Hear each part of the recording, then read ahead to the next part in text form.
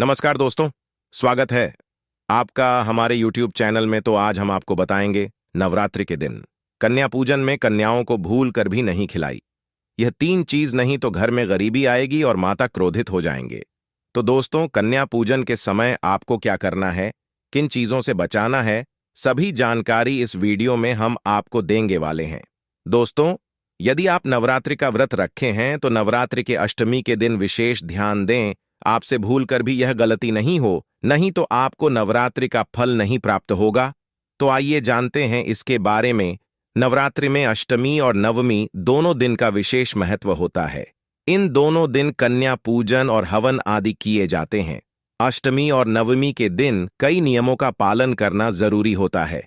आइए जानते हैं कि इन दोनों दिन कौन से काम नहीं करने चाहिए। इन दोनों दिनों में देर तक सोने से बचना चाहिए। इस दिन सुबह जल्दी स्नान करके माता रानी का पाठ करें। यदि व्रत नहीं भी रखा है तो भी जल्दी स्नान करके पूजा अवश्य करें। महानवमी के दिन काले रंग के कपड़े ना पहनें। इस दिन बैंगनी या जामुनी रंग पहनना शुभ होता है। यह रंग मां सिद्धिदात्री को प्रिय है, इसलिए इसी रंग के कपड़े पहनकर मां की पूजा करें। मां महागौरी और सिद्धिदात्री की पूजा पूरे तन और मन के साथ करनी चाहिए। पूरे भक्ति भाव से दुर्गा चालीसा और दुर्गा सप्तशती का पाठ करें। इस दौरान मन बिल्कुल केंद्रित होना चाहिए। पूजा के दौरान किसी से बातें ना करें। अष्टमी या फिर महानवमी के दिन हवन पूजन जरूर करना चाहिए। इसके बिना नवरात्रि के पूजा पाठ अधूरे माने जाते हैं। हवन के दौरान इस बात का विशेष ध्यान रखें कि हवन सामग्री कुंड के बाहर ना गिरे। अष्टमी का व्रत रखा है तो महानवमी के दिन कन्या पूजन और उन्हें विदा करने के बाद ही व्रत का विधिवत पारण करें। इससे माता रानी का आशीर्वाद मिलता है। नवमी के दिन कोई भी नया काम करने की मनाही होती है। मान्यताओं के मुताबिक नवमी खाली तिथि होती है। मतलब ये है कि इस दिन किए गए कार्यों में सफलता नहीं मिलती है। नवमी के दिन लौकी का सेवन नहीं करना चाहिए। अगर अष्टमी का व्रत रखा है तो महानवमी के दिन पारण में हलवा पूरी और चने से ही व्रत खोलना चाहिए। अब हम आपको बताएंगे कन्याओं को भोजन करते समय किन बातों का ध्यान देना चाहिए। सम्मान पूर्वक कराएं कन्याओं को भोजन। आप जब भी घर पर कन्याओं को भोजन पर बुलाएं तो सीधे भोजन न कराएं। पहले कन्याओं के चरणों को धोएं। इसके बाद कन्याओं को पूर्व दिशा की ओर मुख करके साफ आसन पर बैठाएं। इसके बाद उन्हें कुमकुम और चावल का टीका लगाएं। सभी को विधि विधान को करने के बाद ही कन्याओं को खीर, पूड़ी, सब्जी और हलवा चने का प्रसाद ग्रहण करने को दें। इस दौरान इस बात का ध्यान रखें, उन्हें जरूरत के अनुसार भोजन करने दें। भोजन खाने के लिए जबरदस्ती न करें। पुराणों में वर्णन मिलता है कि कन्या पूजन के लिए 3 से 9 वर्ष की कन्याओं को ही आमंत्रित करना चाहिए। इससे अधिक उम्र की कन्याओं का चुनाव नहीं करना चाहिए। कन्या पूजन से माता बहुत प्रसन्न होती हैं। पूजन, हवन, दान से भी अधिक प्रसन्नता माता को कन्या पूजन से मिलती है। 3 साल की कन्या पूजन के लिए शास्त्रों में बताया गया है कि 3 साल की कन्या को भोजन करवाने और पूजन करने से त्रिदेवी लक्ष्मी, सरस्वती और काली की पूजा का फल मिलता है। इससे तीनों देवियों प्रसन्न होकर आशीर्वाद देती हैं। 4 साल की कन्या पूजन में 4 साल की कन्या का पूजन करने और उन्हें भोजन करवाने से बड़ा ही कल्याण होता है। इनकी पूजा से देवी सुख समृद्धि प्रदान करती हैं। इस उम्र की कन्या को कल्याणी देवी मानते हैं। 5 व 6 साल की कन्या पूजन में 5 साल की कन्या का पूजन सेहत के लिए बहुत ही शुभ फलदायी होता है। 5 साल की कन्या के पूजन से आरोग्य सुख की प्राप्ति होती है। इन्हें देवी रोहिणी के नाम से जाना जाता है, जो देवी पार्वती की बहन है। वहीं 6 साल की कन्या के पूजन से ज्ञान और विद्या की प्राप्ति होती है। 6 साल की कन्या को कालिका देवी के रूप में माना जाता है।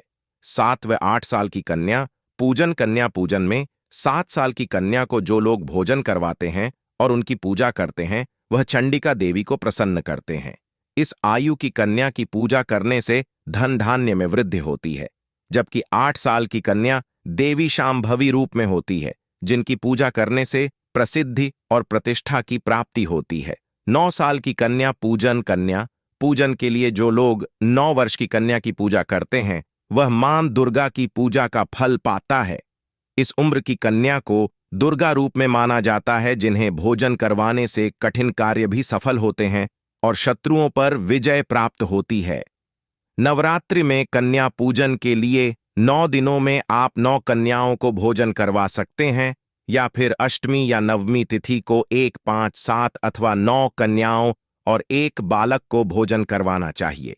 इससे कन्या पूजन का लाभ और पुण्य प्राप्त होता है।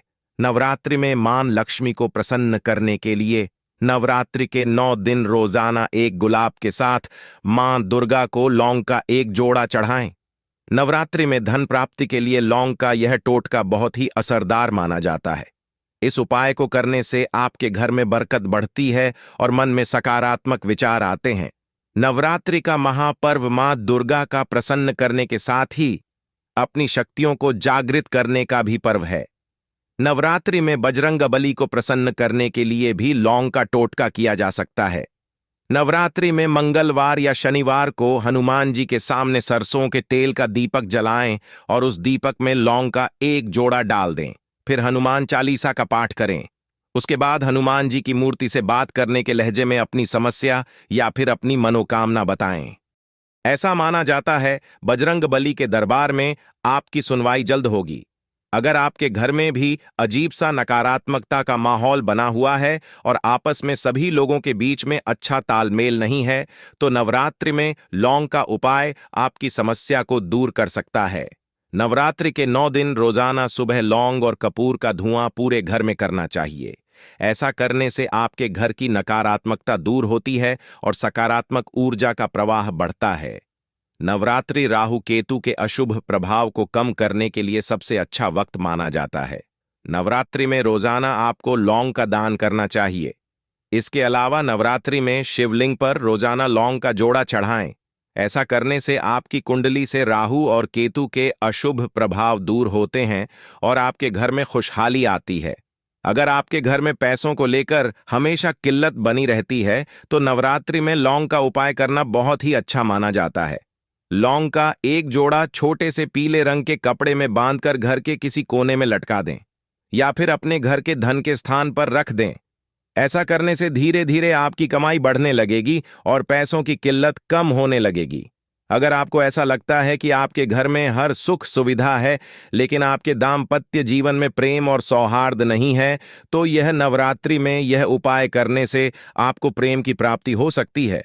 नवरात्रि में अष्टमी के दिन मां दुर्गा के किसी मंदिर में 3 लौंग लाल कपड़े में बांधकर किसी मंदिर में दान कर दें। आपके जीवन में प्रेम बढ़ेगा। इसके साथ ही मां महागौरी को गुलाब की पंखुड़ियों के साथ लौंग का एक जोड़ा चढ़ाएं। उसके बाद इन पत्तियों को अपने कमरे में रख लें और लौंग का जोड़ा चाय में डालकर पति को चाय पिलाएं। मां दुर्गा आपके जीवन को प्यार और खुशियों से भर देंगी। अगर कई जगहों पर इंटरव्यू देने के बाद भी आपकी नौकरी नहीं लग रही है, तो नवरात्रि में लौंग का यह उपाय आजमा कर देखें।